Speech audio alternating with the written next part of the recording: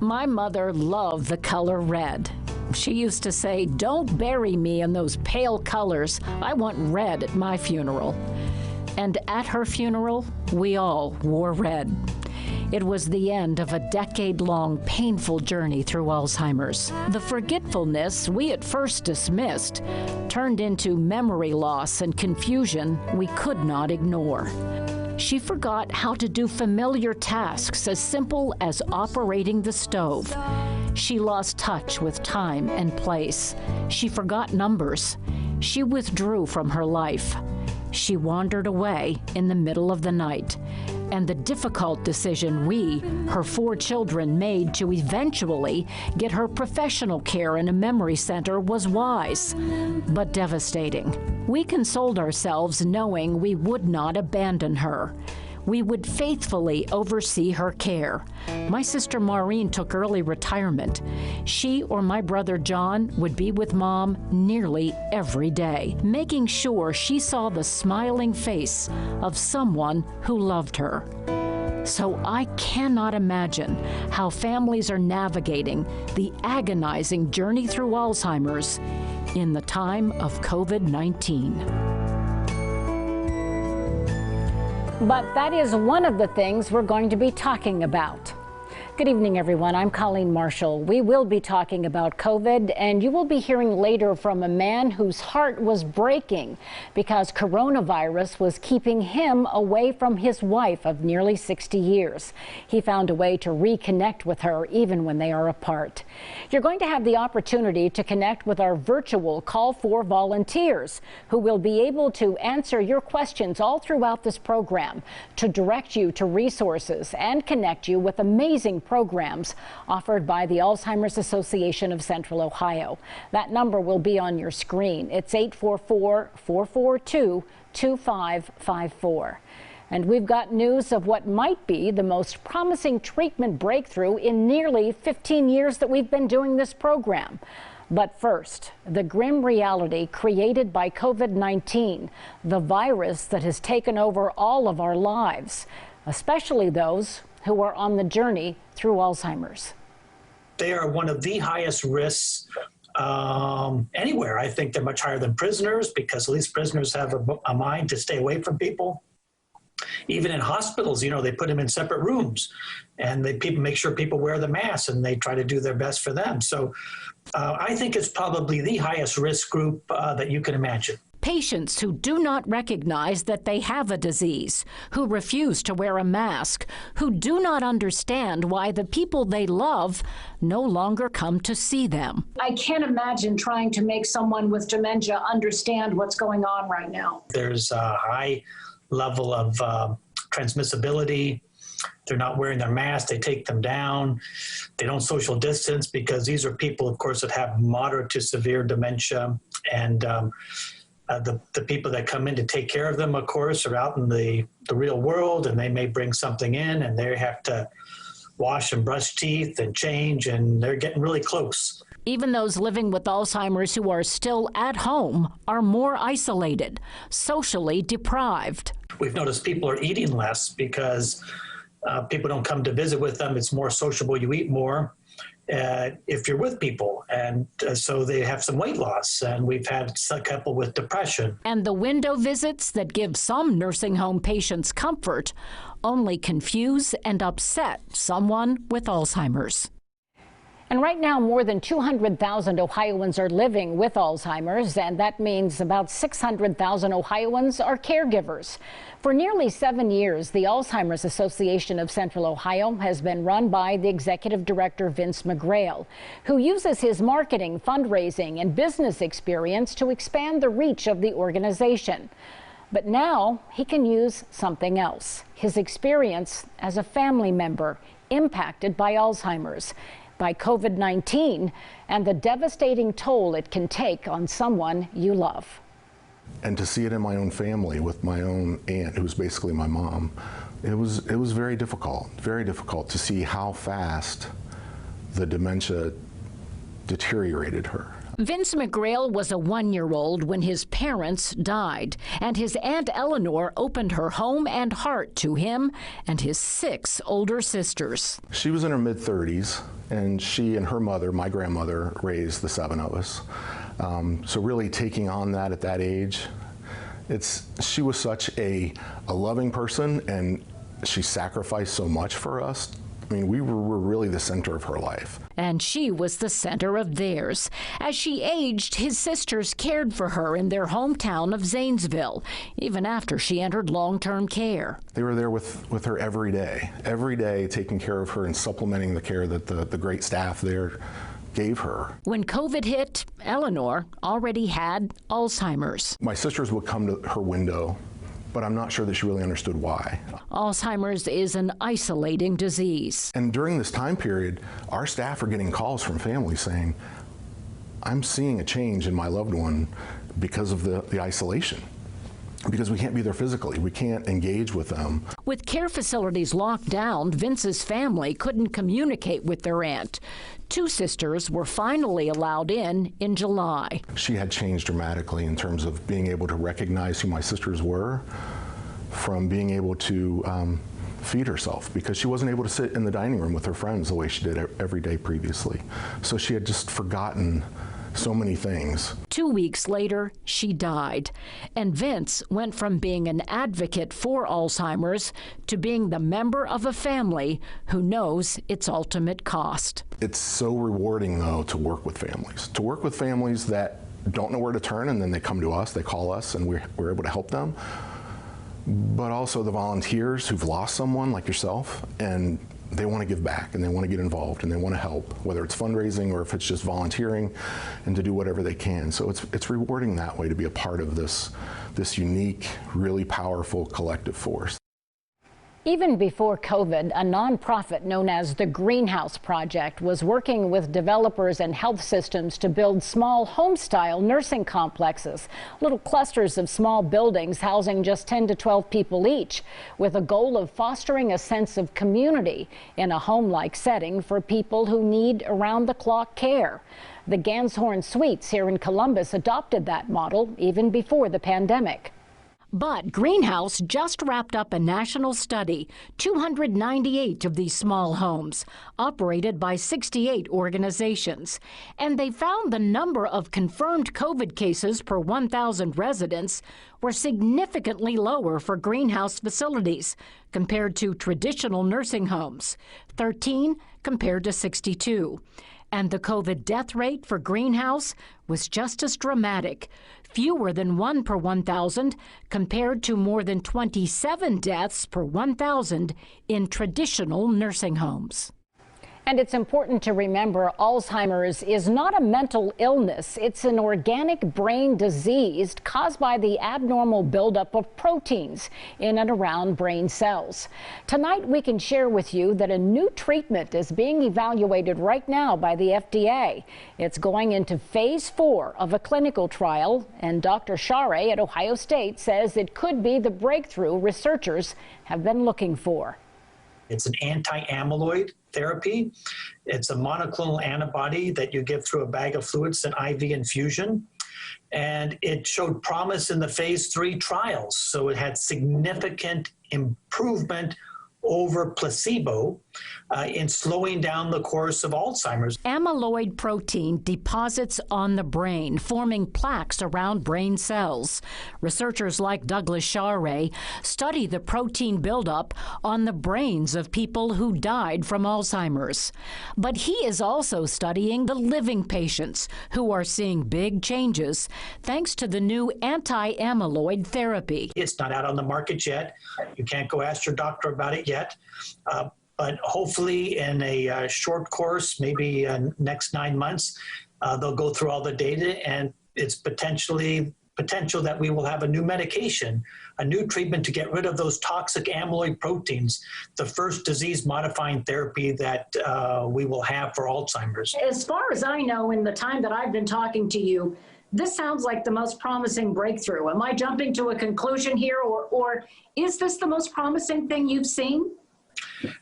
We can do a lot better, and we're going to do a lot better. It's the first step in getting a better disease-modifying treatment for Alzheimer's. We've been at this for too many years and been unsuccessful, and so we're beginning to make a breakthrough because we're treating at a higher dose. We know the right target of amyloid to get it out of the brain.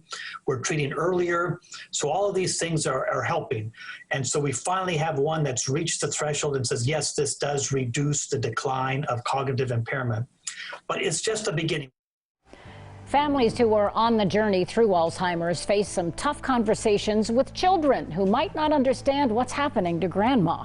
When we come back, one woman's new way to answer some difficult questions. And we want to remind you, if you have any questions about Alzheimer's, we do have these experts on our call 4 lines right now. They've been busy, but they can help you. They'll be on the front line of Alzheimer's care from the Central Ohio Area Agency on Aging, Senior Star at Dublin Retirement Village, the Ganshorn Suites, Kemper House in Worthington, and of course the Alzheimer's Association. Call 844-44-CALL-4 right now.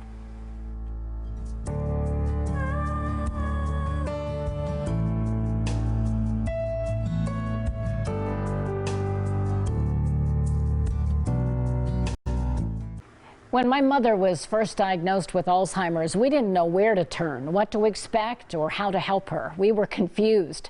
But her personality changes were especially confusing for her young grandchildren and great-grandchildren.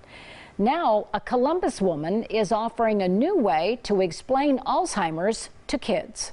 I'm not a doctor. I'm not, any type of philosopher or anything like that. It's just helping from a child's perspective, one, to just understand what's going on a little bit more. Trying to understand what's going on with Gammy through brightly colored pictures and a child's story about a very adult disease. The book's kind of about a girl and her grandmother has Alzheimer's disease. Seneca Turner wrote a book using her 10-year-old daughter Carrington as the narrator. Seneca lived through her great-grandmother's Alzheimer's journey and for 5 years has welcomed families to memory care, working at a local assisted living center. I do a lot with families coming in, and a lot of times when families come in to see me, they don't even understand what's happening. There's a lot of times where they think mom or dad or grandma's going to get their memory back, and if we could just help fix them. Seneca realized most families don't understand that Gammy's memory is not coming back. They don't know about the stages of Alzheimer's, don't understand the loss of physical and mental faculties or the wandering. And it's especially confusing for children. There is the fear and there's the panic, just to try and alleviate that. Like, you don't have to be fearful. You don't have to panic. You can still, your grandma is still your grandmother and grandfather. Understanding where they are and being able to meet them at that point. So I help families just even navigate through that process of just understanding the disease and how to have the patience and understanding where mom and dad or grandma or grandpa is in that phase of their life. And that book is now available on Amazon. Still to come, what an entire town. What if they rolled out the red carpet for families living through Alzheimer's? And we'll have an update on a bill that's been pending at the State House all year. And a reminder, we have those resources here if you have questions about Alzheimer's. Experts from the Ganshorn Suites, Senior Star at Dublin Retirement Village, Kemper House of Worthington, Central Ohio Area Agency on Aging, and the Alzheimer's Association of Central Ohio are taking calls. They've been busy. Keep trying. Call 844-442-2554.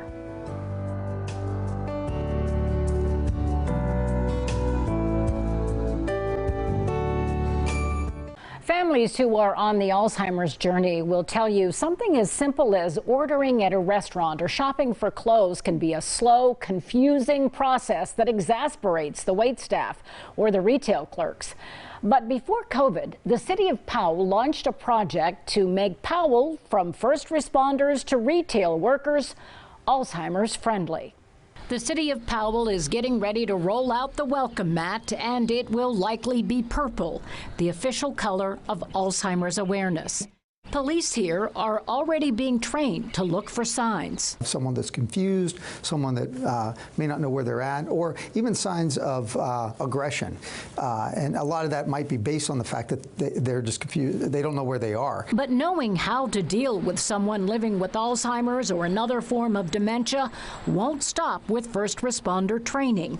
City Council in Powell voted to make the entire town Alzheimer's welcoming. We're trying to promote our local businesses to offer times of the day where family members can bring someone that is suffering from one of these illnesses into the business without fearing that they're going to be embarrassed, or if there's some sort of outburst, they're okay, and everyone understands. When I think about this issue overall, I just think about the caregivers, the family caregivers who are caring for patients who have Alzheimer's and dementia, just the overall ability to go out, like you said, to a restaurant and know the community supports them. Powell business owners and their employees, especially shop and restaurant workers who come in contact with the public, would get special training. All of this as the Alzheimer's Association also looks to the State House for help. When you look at the numbers, statistically 60% of individuals who have dementia wander. House Bill 441 would require all of Ohio's emergency responders to be trained to identify and properly interact with people who have dementia, especially Alzheimer's. Each year, hundreds of Ohio adults are reported as missing and endangered when they simply wander away. Sometimes they get behind the wheel and drive away, and they will be lucky if they are found by police like those in Powell. You know, what's going on with that person, and try to identify any family members that might be in the area, or if they're not from the area, try to identify who we can call or start putting our feelers out and look for our resources to help identify this person and where they belong. By the way, House Bill 441 still has not been passed out of committee, and the legislature is already in a lame duck session. The Alzheimer's Association encourages you to call your state representative and urge support of this important bill. Well, you don't want to miss the story we still have coming for you when we come back. Alzheimer's and COVID come between a loving couple who have been married nearly 60 years. You'll see how this devoted husband found a way to keep the love and the memories alive. And right now, if you have questions or concerns about a loved one with Alzheimer's, we have people here who can help you. Call now and ask questions of the Alzheimer's Association, the Central Ohio Area Agency on Aging, Kemper House, Senior Star at Dublin Retirement, and Ganshorn Suites. They all have members standing by on our call for lines tonight, 844-442-2554.